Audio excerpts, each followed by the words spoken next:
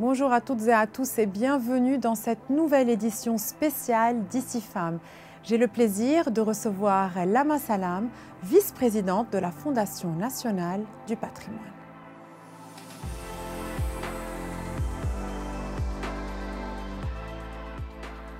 Bonjour Lama, merci d'avoir accepté notre invitation. Alors vous êtes la vice-présidente de la Fondation nationale du patrimoine. On va parler aujourd'hui de ce très beau pavillon, le pavillon Nohad Saïd, cette annexe du musée national qui a récemment ouvert ses portes à Beyrouth, qui offre un espace dédié à l'art et au patrimoine. Alors racontez-nous la genèse de ce projet. Bonjour, merci de m'accueillir. Alors, le pavillon Nohad Saïd pour la culture est né à partir d'une idée qui a germé à l'intérieur de la Fondation nationale du patrimoine, qui est présidée par Madame Mona Hraoui. Vous savez, il y a une longue collaboration entre la Fondation du patrimoine et le Musée national. Madame Mona Hraoui, dans le temps, avait décidé de réhabiliter le musée national après la guerre civile. Elle a réussi énormément à le faire. Et par la suite, nous avons créé en tant que fondation une boutique à l'intérieur du musée national pour que les fonds reviennent au musée national. Il y a quelques années, donc, nous avons décidé de faire une annexe, un pavillon, dans lequel il y aura un restaurant, comme tous les musées du monde, et des salles d'exposition polyvalentes. Et nous avons lancé une levée de fonds, et grâce à la crédibilité de la Fondation du patrimoine, nous avons eu une certaine somme, mais les mécènes les plus, je veux dire, qui ont contribué le plus, et c'est grâce à eux que vraiment nous avons le pavillon tel quel, c'est la famille de Nohad Saïd. Parce que Nohad Saïd était un grand passionné d'art et il a disparu très tôt. Et pour lui rendre hommage, sa famille a décidé de nommer le pavillon en son nom. Et ce pavillon-là, à l'intérieur de ce pavillon, nous avons un restaurant, nous avons des salles polyvalentes et tous les revenus que nous, après avoir couvert nos frais, vont directement au musée national. Donc il y a une collaboration entre le ministère de la Culture et la Fondation du patrimoine depuis le temps où Madame Hraoui, à la tête de la Fondation, a rénové le musée national. Et donc, la famille Saïd, et on salue parce que ce sont des femmes en fait qui ont porté ce projet, même s'ils portent le nom de Nohad Saïd, ce sont des femmes qui ont porté ce projet. D'un côté, la Fondation nationale du patrimoine présidée par Madame Mona Hraoui et de l'autre, la famille Saïd. Vous l'avez très bien mentionné. Ici, je peux dire que nous avons trois grandes dames qui sont Madame Mona Hraoui, qui a lancé à la tête de la Fondation le projet. Il y a Madame Rima Chehadeh. Madame Rima Chehadeh, grâce à elle, que aussi ce pavillon a pris la forme que vous voyez, parce que Madame Rima Chehadeh a été jour et nuit dans les préparatifs, dans la construction, dans les décisions de construction. Elle a vraiment jour et nuit été là pour le pavillon. Et dès que ça a commencé à prendre forme, c'est là aussi que Madame Salma Saïd, qui est l'épouse du feu Nohad Saïd, qui est avec sa générosité, avec, vous savez, avec tous ses conseils, avec ce vouloir de tout bien faire et super bien, de manière exceptionnelle, de faire un bijou de ce pavillon, que grâce à ces dames, nous avons eu le pavillon tel quel. Un projet très ambitieux et qui a connu aussi des obstacles et des challenges, puisque entre 2016 à 2025, il y a de très longues années, il y a eu cette crise que le pays a traversée. Parlez-nous un peu de ces obstacles, de ces challenges. Exactement, nous avons eu des obstacles déjà pour construire, vous savez, le local du musée. Sous le musée, il y a des nappes phréatiques, donc il y a beaucoup d'eau. Avant la construction, c'est grâce à Roni Areji, ici il y a un homme que je dois saluer, c'est M. Roni Areji, son Excellence, qui était dans le temps ministre de la Culture, qui a vraiment travaillé très bien pour légaliser le terrain et avoir tout en ordre. Et par la suite, donc, il y a eu, vous savez, en 2019, il y a eu le Covid, il y a eu le 4 août, il y a eu la crise financière du pays. Donc, la construction s'est arrêtée pendant un certain temps. Et il y a 2 ans, on s'est dit il faut reprendre. Et quand il fallait reprendre, on avait besoin encore d'argent. Et avec la situation du pays, c'était très difficile de demander et de solliciter des sommes d'argent. Et c'est là que Salma Saïd a dit faites ce que vous devez faire pour que ce pavillon soit un joyau. Parce qu'il est à côté, si vous voulez, il est tout près du musée national. C'est vraiment l'annexe du musée. C'est l'annexe. Il y a un lien entre le bâtiment du pavillon et le musée national que j'aimerais vous en parler. C'est le couloir de Maurice Chehab qui, grâce à l'idée de Jean-Louis Menguy, il l'a mis en relief parce qu'on a découvert les portes, les grilles que vous voyez maintenant, les grilles du musée national, qui, derrière la grille, M. l'émir Maurice Chehab et sa femme Olga ont construit un mur de béton pour protéger le musée pendant la guerre civile. Et donc, par la suite, c'est la famille Saïd qui nous a aidés. Nous, en tant que comité, moi je fais partie de ce comité parce que la Fondation nationale, elle est là, l'idée vient de la Fondation. Et la Fondation a désigné un comité. Ses membres sont, nous sommes 6. Il y a Saleh Barakat, il y a son Excellence Ronia Reiji, il y a Samir Ali Ahmad, un architecte, il y a Salwa Saïd Salman, qui est la fille du feu Nohat Saïd, et il y a Yumna Zied Karam et moi. Donc nous sommes 6 à être, si vous voulez, responsables, en d'autres termes, de ce pavillon.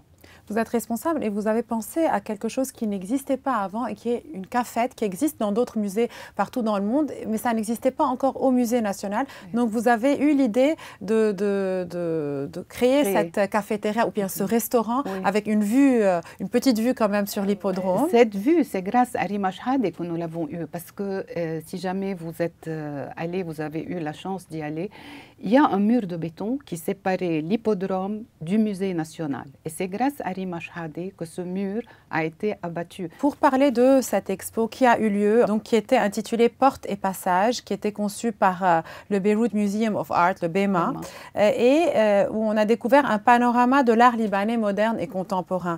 Alors, racontez-nous un peu cette expo. Cette expo a été une très belle première expérience pour nous en tant que pavillon du Nohat Saïd du comité. Il y a eu une collaboration géniale entre 2 fondations et c'est là où, quand il y a un travail de groupe, le résultat est meilleur. Et on s'est senti une seule famille, nous avions le même but, nous avons travaillé ensemble et l'expo a été intitulée Portes et passages. C'était à cause on s'est dit c'est le passage de l'histoire de notre musée, des temps anciens vers les temps modernes. Alors on s'est lancé à partir de cette idée et c'est comme ça que l'idée a été créée. Et voilà que BEMA vous savez, BEMA a les œuvres d'artistes libanais contemporains et modernes qui sont chez le ministère de la Culture. Oui, tout à fait. Un protocole avait été signé. Exactement. Donc, eux restaurent une partie des œuvres. Voilà, ils restaurent. Et l'exposition, donc nous avons accueilli ces œuvres.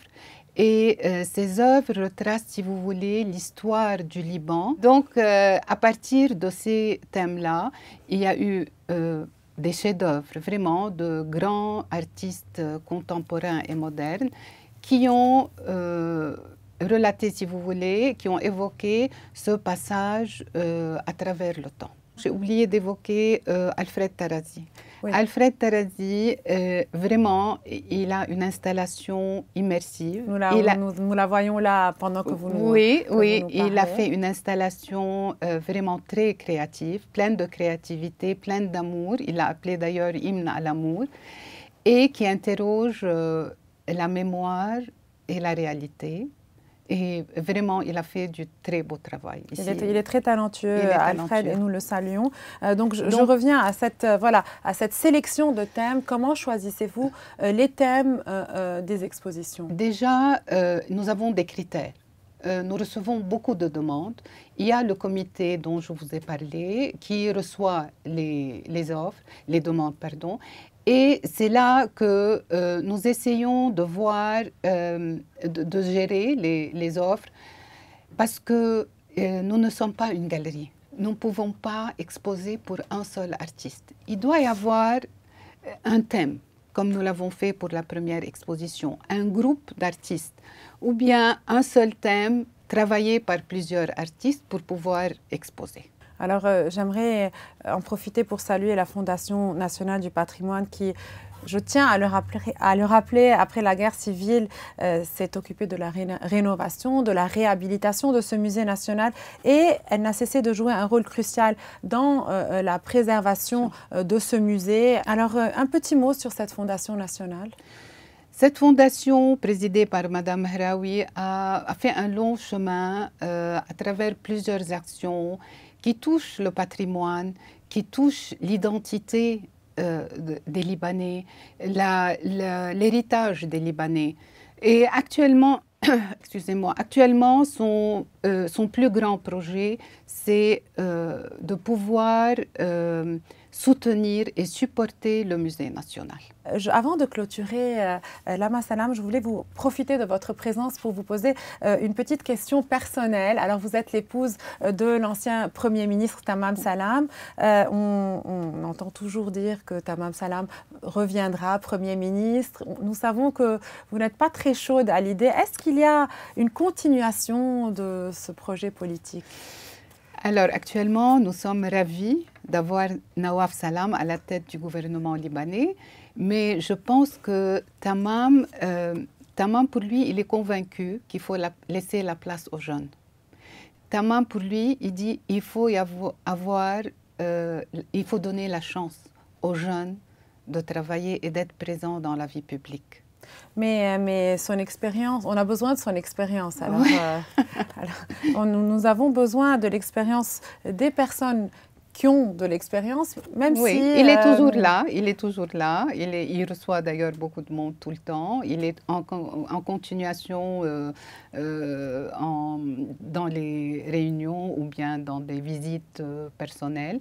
Mais je ne pense pas qu'il ira même, il pensera un jour à redevenir Premier ministre. Alors, vous qui avez été très active lorsque vous étiez au Sérail, dans les secteurs sociaux et culturels, et vous avez continué d'être active. On se souvient des événements et activités que vous avez entrepris, festivals, autres activités culturelles et sociales. Quel est votre message aujourd'hui aux jeunes? Je pense que ces jeunes ne doivent jamais baisser les bras. Les jeunes, ils ont un potentiel énorme. Ils ont une créativité énorme. Ils peuvent beaucoup faire avec un certain engagement social, un engagement citoyen. Je pense qu'ils peuvent tous ensemble bâtir le Liban. Il ne faut pas désespérer. Il faut, parce qu'on vit avec l'espoir de vivre mieux. Et d'ailleurs, avec tout ce qui s'est passé, vous voyez, on renaît toujours. Et ce sont les jeunes qui ont des innovations. Ce sont les jeunes qui nous donnent des idées dont on ne pensait pas. Donc c'est à eux de continuer le chemin. Très beau message de fin. Donc, c'est aux jeunes de continuer le chemin et c'est aussi aux jeunes et aux plus âgés de visiter le pavillon Nohad Saïd. Nous vous invitons à visiter ce très beau pavillon, la fierté de ce musée national. Merci beaucoup, Lama Salam, d'avoir été avec nous, d'avoir accepté notre invitation. Je le rappelle, vous êtes la vice-présidente de la Fondation nationale du patrimoine. Quant à vous, je vous invite à visiter ce très beau pavillon, le pavillon Nohad Saïd. Et vous pouvez retrouver cet entretien sur notre site web et nos réseaux sociaux.